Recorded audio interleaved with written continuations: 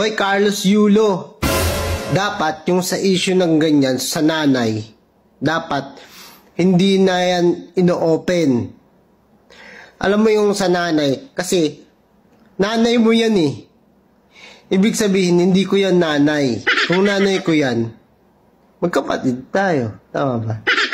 Tapos sa bagay, basta dapat hindi yan ino-open.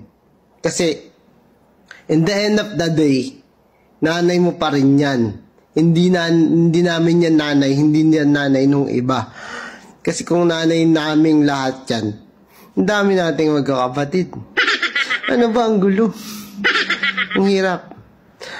Basta, alam mo ang problema dito? Ako yung problema dito kasi, nakikisali ako eh, trending kayo eh. Bakit ako nakikisali? Ano naman ako dito? Ba't ako nakikialam? Buhay niyo yan eh. Pag buhay niyan, hindi ko yan buhay. Hindi namin yan buhay. Ibig sabihin, buhay kayo. Dapat, hindi ako nakikialam.